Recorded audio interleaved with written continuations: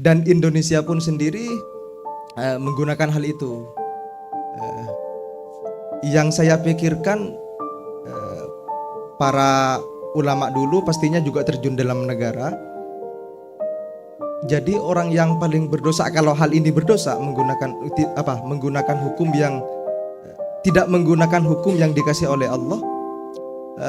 Jadi para ulama-ulama yang dulu yang terjun terhadap untuk mentata negara itu adalah orang yang paling berdosa. Manusia itu masing-masing punya konteks, punya kesejarahannya sendiri. Ayatnya sama, dibaca ahli fikih, ahli hukum melahirkan tafsir hukmi, dibaca ahli filsafat melahirkan tafsir falsafi, dibaca ahli tasawuf melahirkan tafsir sufi, tafsir isyari.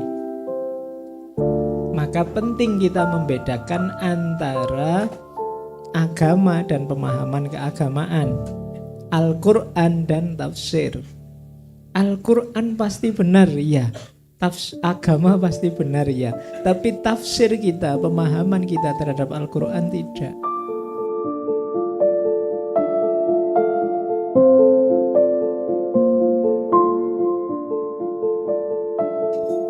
Pertanyaan saya ada dua. Yang pertama itu tentang masalah hukum.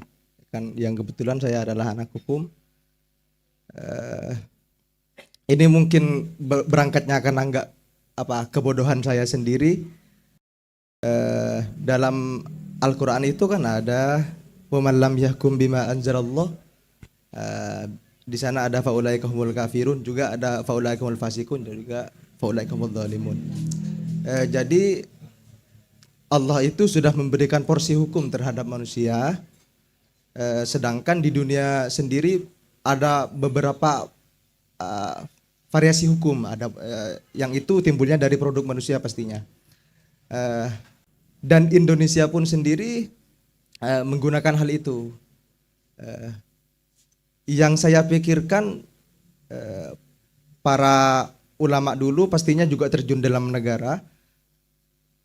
Jadi orang yang paling berdosa kalau hal ini berdosa menggunakan hukum yang tidak menggunakan hukum yang dikasih oleh Allah. Jadi para ulama-ulama yang dulu yang terjun terhadap untuk mentata negara itu adalah orang yang paling berdosa. Mungkin kalau ini dibilang berdosa itu bagaimana? Dan yang kedua, dalam masalah tauhid itu ada mukhalafatul hawadis. Allah itu beda sama dengan makhluk. Akan tapi di situ ada bahwasanya surga itu kekal. Sedangkan Allah Ta'ala itu juga sama-sama kekal. Akan tetapi gimana dengan sifat Allah yang mukhalafatul hawadis? Saya dulu pernah ada jawaban, tapi ya namanya pikiran itu tetap timbul. Kalau Allah itu emang kekal akan tapi tidak ada awalnya. Sedangkan kalau surga itu kekalnya masih ada awalnya. Mungkin pertanyaan seperti itu. Kurang lebihnya mohon maaf. Assalamualaikum warahmatullahi taala wabarakatuh. Waalaikumsalam. Tak jawab langsung deh Mas Eding biar nggak lupa. Oh iya. Kasihan dia serius tanyanya. Urusan hukum ini nggak macam-macam. Baik, siap. Tak jawab saisaku ya, Mas. Saya bukan ahli hukum. Nanti biar Pak Edi ngundang ahli hukum. Mungkin sebentar lagi bisa ngundang Pak Anwar Usman sebentar lagi, agak longgar. Bukan jadwalnya agak longgar beliau sebentar lagi. Baik. Jadi gini Mas. Iya. Barang siapa yang tidak menghukumi dengan hukum Allah maka kafir, maka fasik. Yakinlah bahwa mereka semua menghukumi dengan hukumnya Allah. Hanya saja, ya tentu saja ketika saya menghakimi dengan hukum Allah, ketika saya memahami hukumnya Allah, itu tidak bisa dijamin maknanya sama.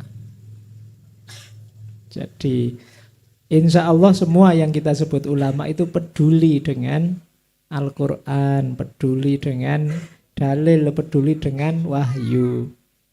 Cuma yaitu tadi kita harus bisa membedakan ini wahyunya, ini pemahaman terhadap wahyu.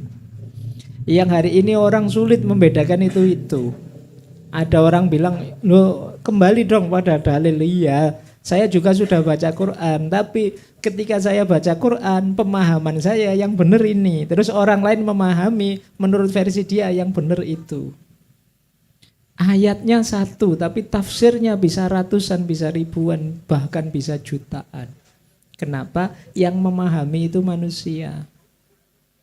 Manusia itu masing-masing punya konteks, punya kesejarahannya sendiri.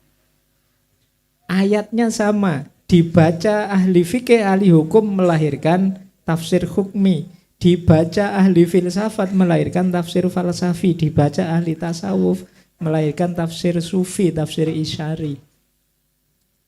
Maka penting kita membedakan antara agama dan pemahaman keagamaan, Al-Quran dan tafsir.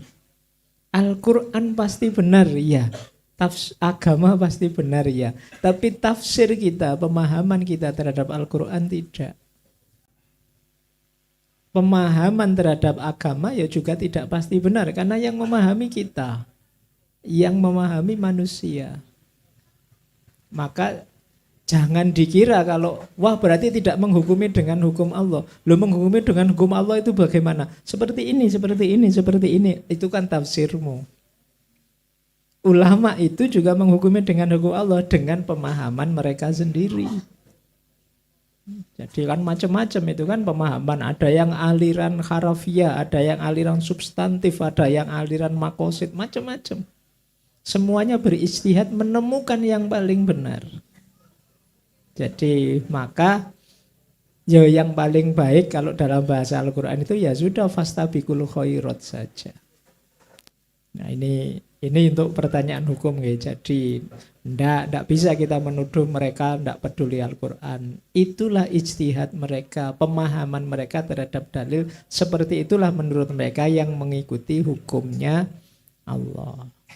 Jadi ya beda-beda. Kasus ini pernah terjadi zaman Ali bin Abi Thalib. Itu satu ketika ada yang komplain berat pada beliau, "Wahai Ali, kamu kan muslim, putuskanlah dengan Al-Quran."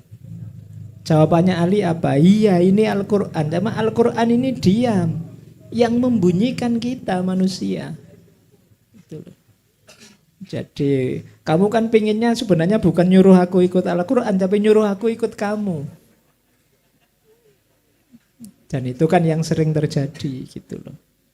Orang yang beda dengan kita sebut tidak mengikuti Al-Quran.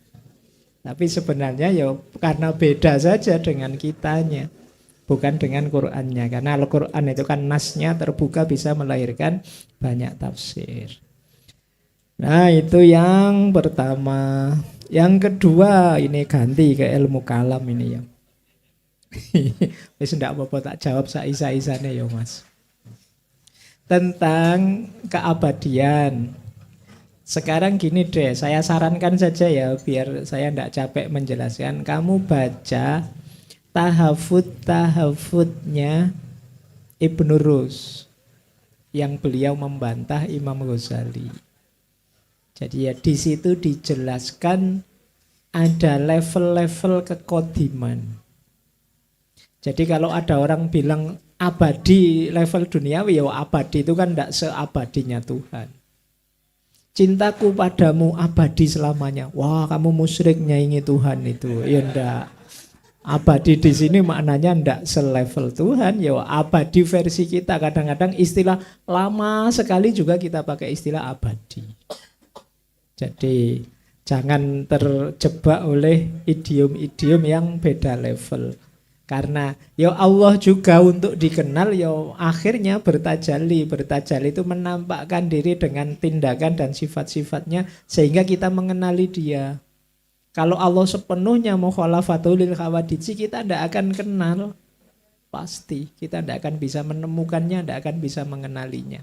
Kita bisa mengenalinya karena Allah menampakkan dirinya, memperkenalkan dirinya melalui sifat-sifatnya. Allah yang penyayang, Allah yang pemaaf, Allah yang pemurah dan lain sebagainya. Dari situ kan kita kenal Allah. Nanti jangan-jangan kalau kamu bilang Bismillahirrahmanirrahim, Allah itu pengasih dan penyayang. Allah itu tidak bisa dipenyasih dan penyayang. Allah itu mukhalafatul lil khawadisi loh. Tidak boleh disebut sama seperti itu. Dia pasti berbeda. Yo nanti semua sifat-sifat Allah dalam Al-Quran kita buang semua kalau cara berpikirnya begitu. Jadi itu saran saya itu saja untuk memahami level-level kekodiman tadi. Jadi kalau di Ibnu Arabi kita perlu membedakan Allah di level zat dan Allah di level sifat. Yang di level zat itu yang laisa kamisli syai'un, mukhalafatul lil khawadisi, yang tidak bisa terjangkau. Tapi di level sifat justru Allah memperkenalkan dirinya pada kita.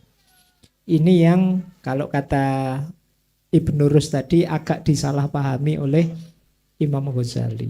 Beliau tidak bisa membedakan dua tataran ini. Baik, saya kira itu ya untuk yang nomor 1. Monggo dilanjut. Oke. Jadi Mas, hukum manusia itu tak serta-merta hukum manusia. Itu ada usul fiqhnya ya Pak ya. Ada usul fiqhnya yang itu sumbernya dari Al-Quran atau hadis gitu. Nah, yang kemudian dibahasakan dalam bahasa semiotik, hermeneutik ataupun bahasa etik kayak